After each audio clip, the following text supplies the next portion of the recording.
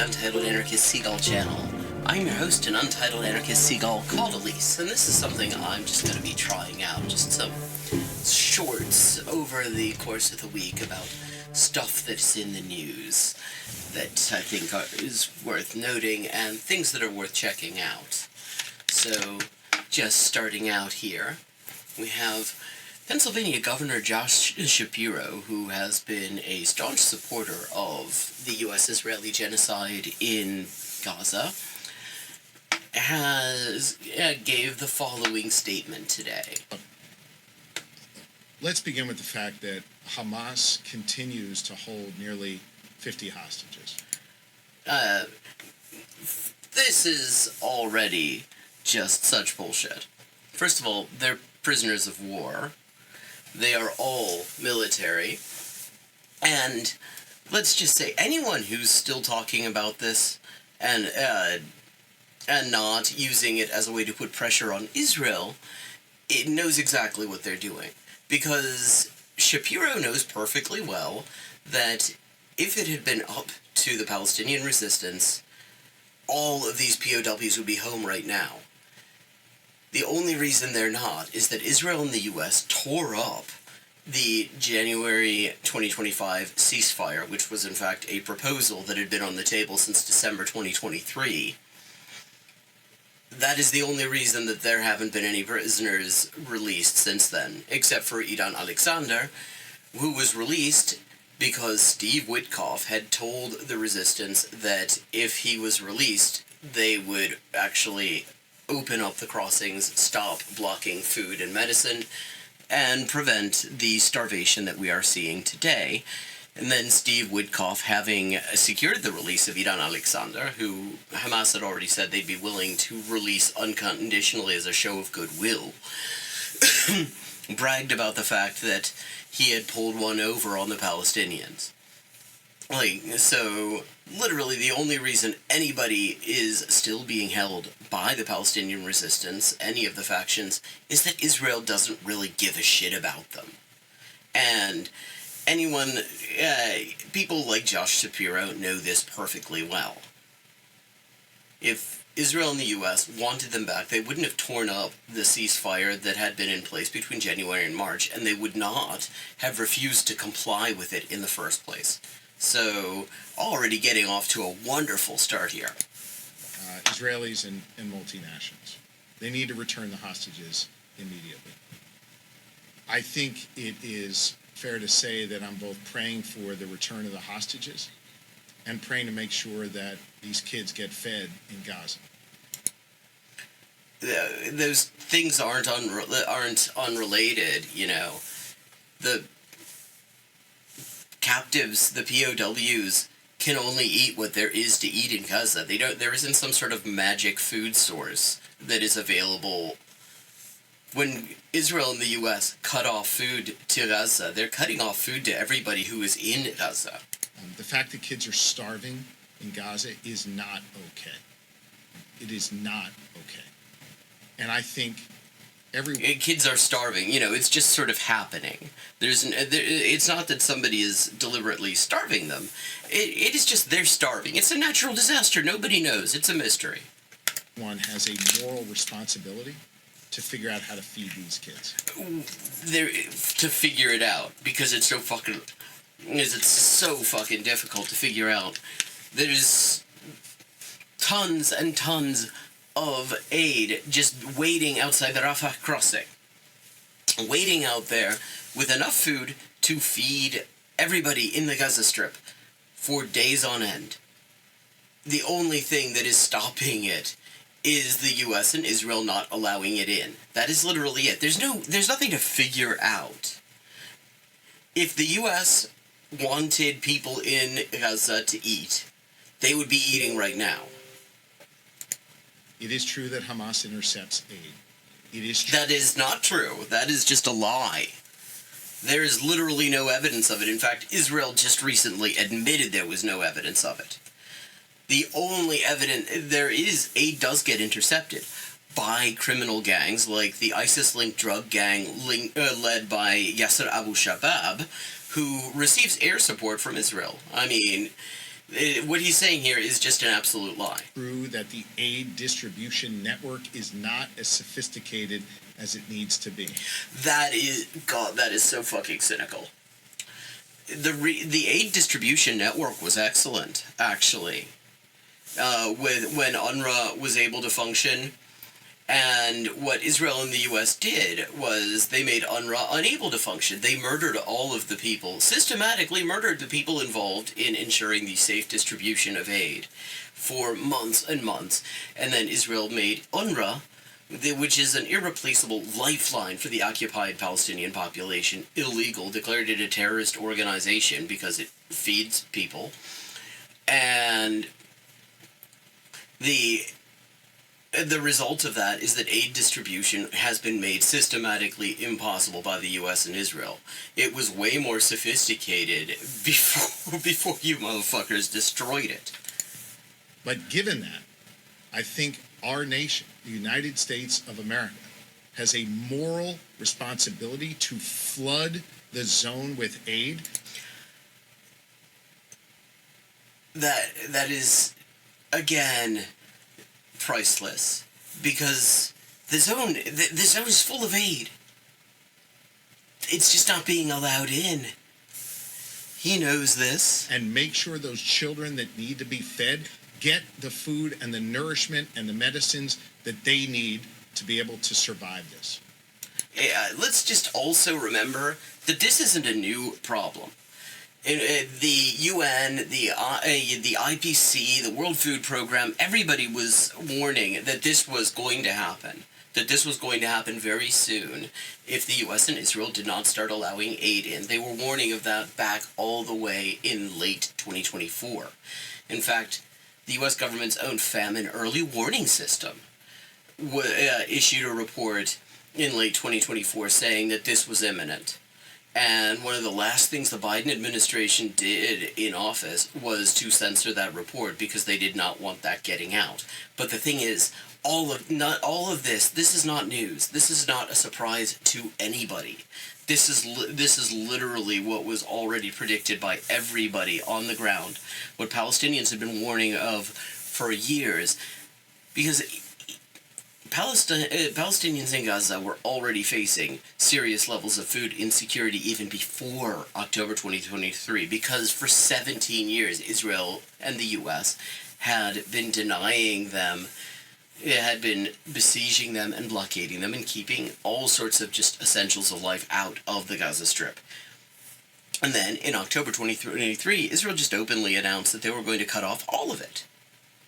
That is one of the main things that has led so many genocide experts and Holocaust studies scholars and international bodies to point out from the beginning that this was a textbook case of genocide with an unusual level of openness with which genocidal intent has just been stated by the perpetrators. So the question that we should all be asking when we look at politicians like this is, why are they suddenly noticing this? This isn't news. This isn't some shocking, surprising development. It is awful what is happening in Gaza. And we all have a responsibility to be there for those children. What about the adults, by the way? I mean, what is new? It's been, like, small children have been starving to death periodically in Gaza for months now. Because small children actually are the first ones to succumb to starvation, always. What's new is that older children and even adults are starving to death now. So why don't they matter, Josh Shapiro? I thought it was also quite abhorrent what Prime Minister Netanyahu said roughly a week or so ago when he said there is no starvation in Gaza. I mean, it is abhorrent, but he knows there's starvation in Gaza because he's the one who's making sure that there's starvation in Gaza. He is wrong. He is wrong. It's not wrong, he's lying. Yeah, it isn't that he's wrong. This isn't an incorrect assessment on his part. He is denying the consequences, the intended and predictable consequences of his own action in keeping food, medicine, and water and fuel out of the Gaza Strip for 22 fucking months. And I believe that he also, as a result of that type of language, as a result of standing with Donald Trump with plans to occupy Gaza, or as President Trump said, drive all the Palestinians out and create, his words, not mine, a Riviera of the Middle East. Or I mean, see, where was Josh Shapiro last year when those plans were first floated? Because the idea of ethnically cleansing the Gaza Strip completely of any Palestinian survivors was not new in 2025. As Egypt pointed out, when they responded to Trump's proposal, this was the second time they were turning the U.S. down on this, but the first time the U.S. had the good sense to make the proposal privately in a letter rather than a fucking press conference. But Shapiro wasn't saying anything about it. Like, he wasn't saying anything about the starvation, which was already a problem. By the end of 2024, again, the Gaza Strip was the home to the vast majority of the people worldwide suffering what is defined by the IPC as catastrophic hunger. However the president said it. I think that is not only reckless language, but what it does is it further isolates Israel in the world. Which, I mean, Israel should be isolated, though. And that's a dangerous place for Israel to be. This is what we should care about, that the country that is carrying out a genocide that Josh Shapiro is still denying. It's worth noting. He's still acting like this is the worst thing that Netanyahu is doing is denying the starvation that he is deliberately causing. The worst thing is that it is a dangerous place for Israel to be. I mean, he's not wrong there either. Israel is actually forcing itself to the brink of collapse because of its insistence on doing this genocide.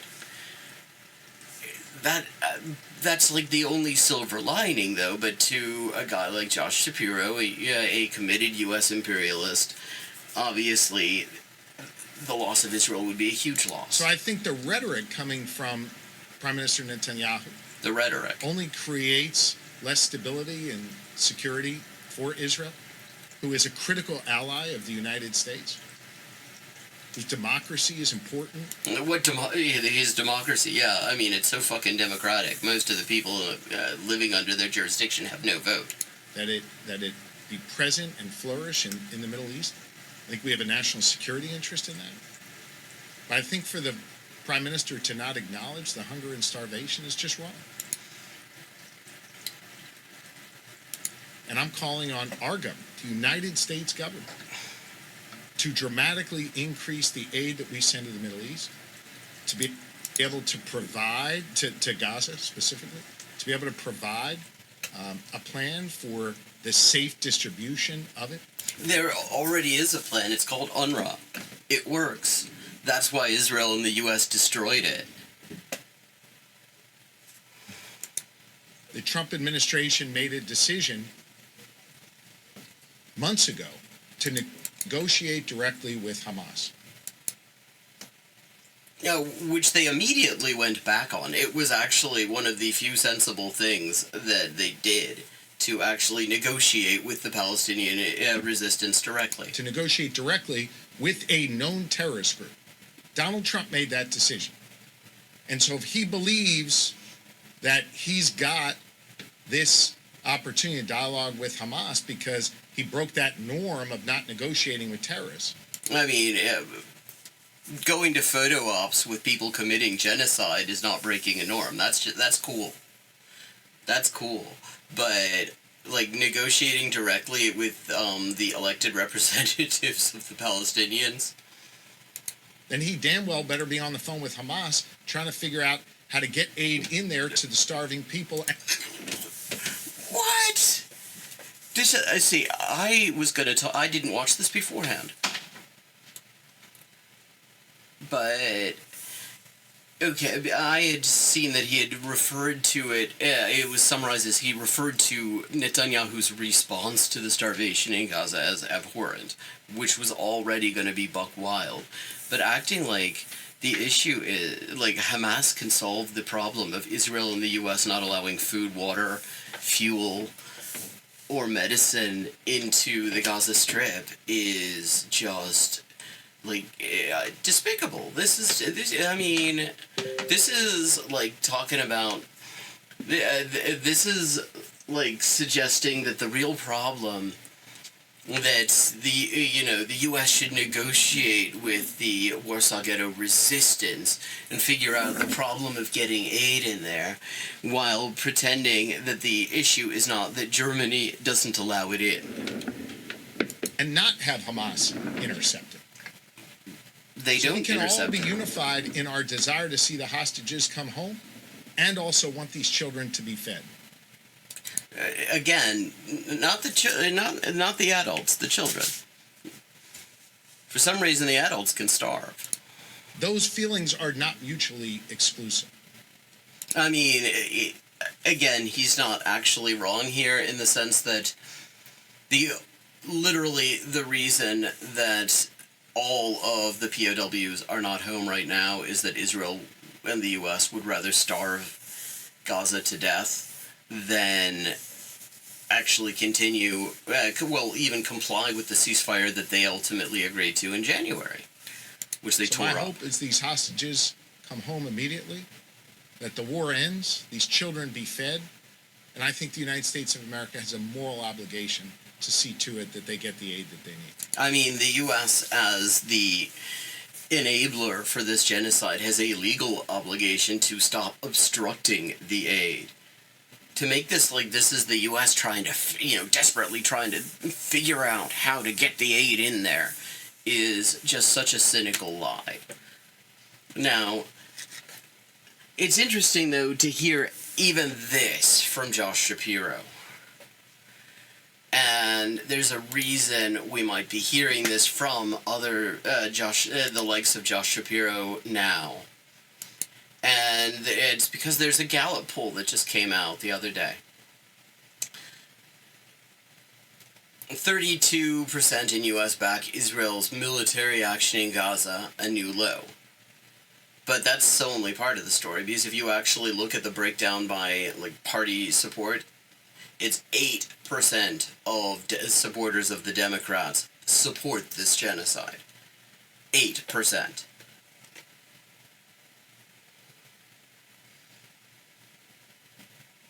So, also note, okay, so 32% actually approve, and that's been steadily going down since October. I mean, it was sort of flatlined. It was already low. I mean, it's interesting that apparently between January 2024 and I guess, what is that, June or July?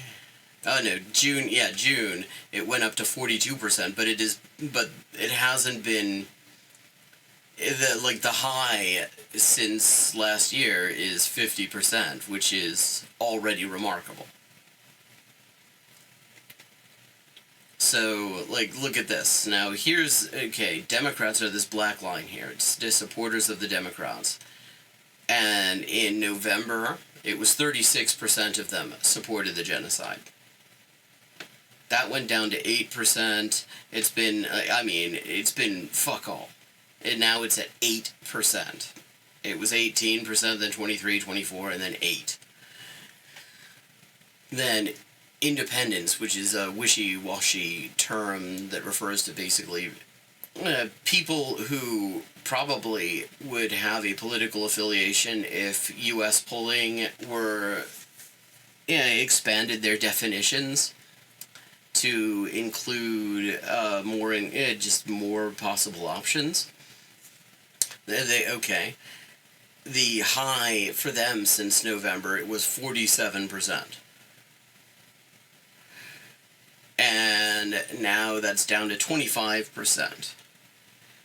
Similarly, when you look at even supporters of the Republicans, 71% is a hell of a lot more than Democrats and so-called independents together. But actually, that still means that roughly nearly 30% oppose it, even among supporters of the Republicans. So when you look at that, when you look at these figures, I'm going to put the link in the description so you can look at it and look at the data tables, which are much more interesting with these polls. You should always just really skip over the executive summaries and look for the data tables on the major polls, because that's where you get the interesting stuff, where they break down the answers to the exact question that was asked and how the answers break down by demographics and stuff. That is the good stuff. It does not surprise me to see someone like Josh Shapiro suddenly discovering the horrifying just charnel house that the U.S. and Israel have reduced Gaza to days after this result came out. And we should always look, when you hear, we should always be looking when we hear, like, politicians like Shapiro, like, Bernie Sanders, any of the Democrats who've suddenly discovered that there's something horrible going on in Gaza, should look at what they were saying last year. Because none of this is news. None of this is like some surprising development. All of it was foretold. What were they saying when the UN said that a starvation crisis was imminent back in November 2024? What were they saying when Israel first said that they were going to cut off everything and then did that back in October 2023? Were they ever talking about the fact that the amount of aid, the symbolic amount of aid that was allowed in under U.S. pressure, was not even a tenth of what had previously been allowed in on average before October 2023, and that was already an inadequate amount? They weren't. They knew this stuff. They have research staffs. They know at least as much as we do. There's no way, we should never pretend that they are somehow just suddenly waking up to this stuff. Because they have research staffs. They have people who can tell them all about this. They see shit that we don't see. So, if they are not suddenly becoming aware of this, they're suddenly realizing that they have to reposition themselves because their previous public stance had become untenable, because people will just recognize them as absolute ghouls.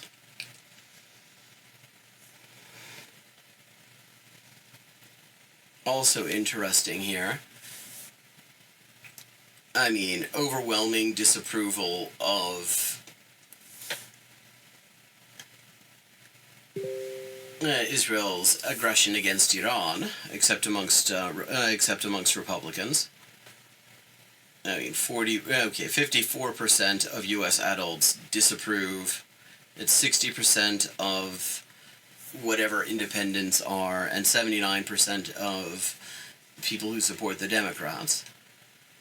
Netanyahu, who is actually is sort of really somewhat misleadingly treated as the face of this genocide, as if it weren't a consensus across the political spectrum in Israel, and as if Netanyahu could do this without U.S. support, which he absolutely couldn't. His rating, his favorables are at 29%. His unfavorables, let's see, here we go. 52% have an unfavorable view of him. Only 29% have a favorable view. When we look at this by party identification, we have only 67% of people who support the Republicans back in. So again, roughly a third don't. and 9%. Interestingly, only like 1% more Democrat supporters have a favorable view of Netanyahu than have a favorable view of the genocide, and then, so-called independents are at 19%. So, again, politicians, this is the sort of thing that leads politicians to reposition themselves, because this is actually kind of unprecedented. For as long as the U.S. has had this so-called special relationship with Israel, it has been possible through skillful propaganda to maintain a generally sort of favorable majority view, mostly just because most people had absolutely no idea what was going on. Now, as the internet has made inroads into that, and social media, and the fact that, people being genocided can live stream it, suddenly that has changed.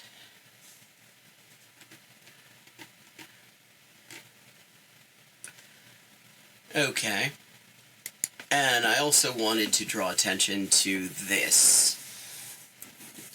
There have been a flurry of countries that claim to recognize Palestine, which is bullshit.